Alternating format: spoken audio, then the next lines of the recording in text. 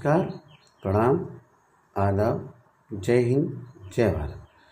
अपूर्व अनुभव एक पाठ है, तो इसका पहले आप समझ लें कि इसमें जो तोत्तो-चान विश्व साहित्य की एक अमूल्य निधि जो मूलतः जापानी भाषा में लिखी गई है, इसका अनुवाद विश्व की कई भाषाओं में हो चुका है। ये एक ऐसी अद्भुत पाठशाला और उसमें पढ़ने वाले बच्चों की कहानी है जिनके लिए रेल के डिब्बे कक्षाएं थीं, गहरी जड़ों वाले पेड़, पाठशाला का गेट, शाखा, बच्चों के खेलने के कोने। इस अनोखे स्कूल के संस्थापक थे श्री कोबायाशी। लेखिका स्वयं इस स्कूल की छात्रा थीं। उन्हीं के बचपन के अनुभवों पर आधारित है पुस्तक तोत्तो-चान का ये अंश। पूर्व अनुभव के माध्यम से लेखक ने कहा है कि किस तरह से दोस्ती में विकलांगता आड़े नहीं आती। दोस्ती में आपको कुछ भी आदान प्रदान की आवश्यकता नहीं होती। दोस्ती में एक अलग तरीके की अनुभूति होती है जो मनुष्य को विभिन्न प्रकार के सुखानुभूति से प्रेरित करती है और सुखानुभूति का अनुभव व्यक्त करता है। इसलिए जीवन में कहा गया है, मित्र ही सब कुछ है, जो आपका ख्याल रखते हैं हर प्रकार का। इसलिए जीवन में मित्र बनाइए, एक दूसरे की बातें सुनिए, एक दूसरे का सुख बांटिए। सभागार में शिविर लगने के 2 दिन बाद तोत्तो-चान के लिए एक बड़ा साहस करने का दिन आया। इस दिन उसे यासुकी-चान से मिलना था। इस भेद का पता न तो तोत्तो-चान के माता पिता को था और न ही यासुकी-चान के। उसने यासुकी-चान को अपने पेड़ पर चढ़ने का न्योता दिया था। तो मोई में हर एक बच्चा बाग के एक एक पेड़ को अपने खुद के चढ़ने का पेड़ मानता था। तोत्तो-चान का पेड़ मैदान के बाहरी हिस्से में कुहोनबुत्सु जाने वाली सड़क के पास था। बड़ा सा पेड़ था। उसका चढ़ने जाओ तो पैर फिसल जाते, पर ठीक से चढ़ने पर जमीन से कोई 6 फुट की ऊंचाई पर एक द्विशाखा तक पहुंचा जा सकता था। बिल्कुल किसी झूले सी आराम जगह थी। तोत्तो-चान अक्सर खाने की छुट्टी के समय या स्कूल के बाद ऊपर चढ़ी मिलती। वहाँ वह सामने दूर तक ऊपर आकाश को या नीचे चलने वाले लोगों को देखा करती थी। बच्चे अपने पेड़ को निजी संपत्ति मानते थे। किसी दूसरे के पेड़ पर चढ़ना हो तो उससे पहले शिष्टता से माफ़ कीजिए, क्या मैं अंदर आ जाऊं, पूछना पड़ता था। यासुकी-चान को पोलियो था, इसलिए वह न तो किसी पेड़ पर चढ़ पाता था और न किसी पेड़ को निजी संपत्ति मानता था। अतः तोत्तो-चान ने उसे अपने पेड़ पर आमंत्रित किया था, पर यह बात उन्होंने किसी से नहीं कही, क्योंकि अगर बड़े सुनते तो जरूर डांटते। घर से निकलते समय तोत्तो-चान ने माँ से कहा कि वह यासुकी-चान के घर डेनेन शोफु जा रही है। चूँकि वह झूठ बोल रही थी, इसलिए उसने माँ की आंखों में नहीं झाँका। वह अपनी नज़रें जूतों के फीतों पर ही गड़ाए रही। राकी उसके पीछे स्टेशन तक आया। जाने से पहले उसे सच बताए बिना तोत्तो-चान से नहीं रागा। मैं यासुकी-चान को अपने पैर पर चढ़ने देने वाली हूँ, उसने बताया। जब तोत्तो-चान स्कूल पहुँची तो रेल पास उसके गले के आसपास हवा में उड़ रहा था।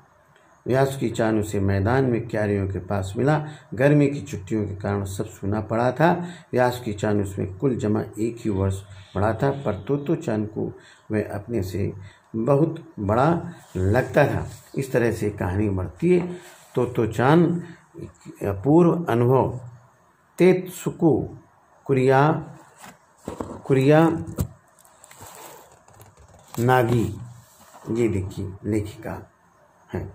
यासुकी-चान को अपने पेड़ पर चढ़ाने के लिए तोत्तो-चान ने अथक प्रयास किया। कैसे आप समझा सकते। यास्की चांद पोलियोग्रस्त था, इसलिए तोतो चांद को उसे पेड़ पर चढ़ाने के लिए उसे अथक प्रयास करना पड़ा। पहले सीढ़ी लाई, फिर उसकी मदद से यास्की चांद चढ़ नहीं सका। फिर तिपाई वाली सीढ़ी लाई, फिर भी वो तोतो चांद की मदद से ऊपर द्विशाखा तक चढ़ पाया। दृढ़ निश्चय और अथक परिश्रम से सफलता पाने के बाद तोतो चांद और यास्की चांद को अपूर्व अनुभव मिला। इन दोनों के अपूर्व अनुभव कुछ अलग अलग थे। दोनों में क्या अंतर रहे, लिखिए। यास्की चांद पेड़ पर चढ़ सका। तोतो चांद अथक परिश्रम से यास्की चांद को अपने पेड़ पर चढ़ा सका। इस प्रकार दोनों खुश थे, पर दोनों की खुशी में यही अंतर था। पाठ में खोज कर देखिए कब सूरज का ताप यास्की चांद और तोतो चांद पर पड़ रहा था। वे दोनों पसीने से तरबतर हो रहे थे। कब बादल का एक टुकड़ा उन्हें छाया देकर कड़कड़ाती धूप से बचाने लगा था। आपके अनुसार इस प्रकार परिस्थिति के बदलने का क्या कारण हो सकता है। जब यास्की चांद और तोतो चांद पेड़ पर चढ़ने की चेष्टा कर रहे थे, परिश्रम और गर्मी के कारण पसीना पसीना हो रहे थी, तभी आसमान में बादल छाए, इसलिए नीचे ठंडी पड़ने लगी। यास्की चांद के लिए पेड़ पर चढ़ने का ये अंतिम मौका था। इस अधूरे वाक्य को पूरा कीजिए और लिखकर बताइए कि लेखिका ने ऐसा क्यों लिखा होगा।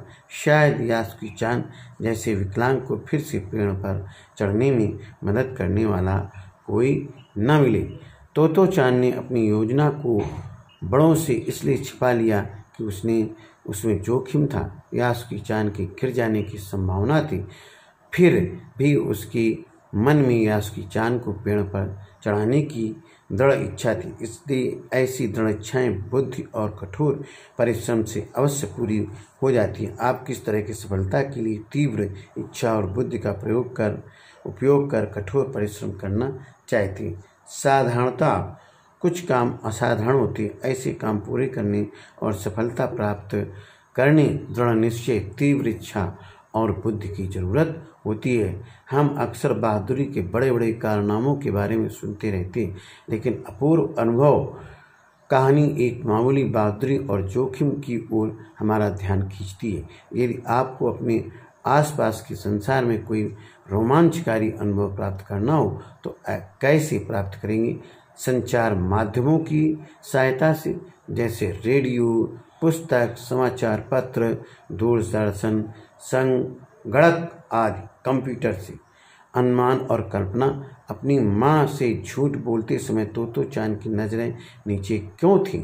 तोतो चांद खुद जानता था कि वह झूठ बोल रहा है। ग्लानि से उसकी नज़रें नीचे थीं।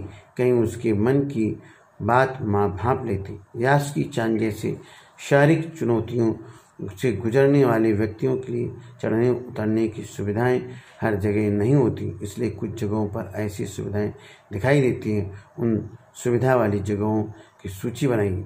अपंग बच्चों के लिए अस्पतालों में, सार्वजनिक स्थान, बस स्टेशन, रेलवे स्टेशन आदि पर ये बनी होती है। द्विभाषा, द्विशाखा शब्द, द्विभाषा, द्विशाखा। द्वि का क्या अर्थ समझे। दो, द्विभाषा, दो भाषाएं। दो, द्वि और शाखा, द्वि और भाषा से बना है। द्वि का अर्थ है दो और शाखा का अर्थ है डाल। द्वि का अर्थ है दो, भाषा का अर्थ है भाषा। द्विशाखा पेड़ के तने का वह भाग जहाँ से दो मोटी मोटी डालियाँ एक साथ निकलती हैं।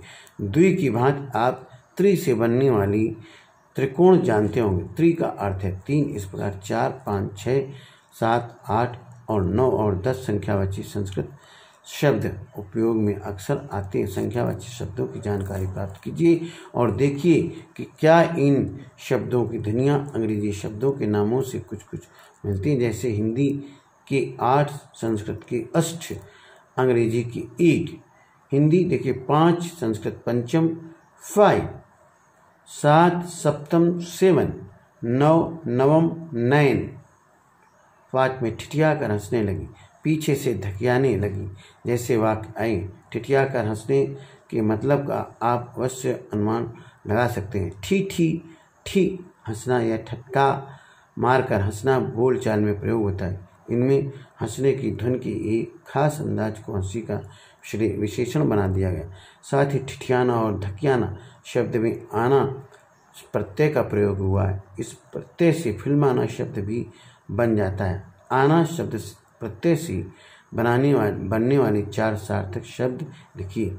हाथ हथियाना, बात बतियाना, रंग रंगाना, रोज रोजाना। इस तरह से तोतो चान और यास्की चान की मित्रता से ये सिद्ध होता है कि आप मित्र बनाइए और ख़ास तौर से अपंग व्यक्तियों को लिए आप वरदान साबित होइए। उनके लिए यथास्थान पहले आप प्रदान करें ताकि उनको देवांग को आगे आना चाहिए। उनके मन में कदाचित ये भावना कतई ना आए कि हमें नेग्लेक्ट किया जा रहा है। इस पाठ के माध्यम से आपने सीखा कि किस तरह दोस्ती करनी चाहिए। बहुत बहुत धन्यवाद, बहुत बहुत धन्यवाद। मैं डॉक्टर संतोषीलाल कमल।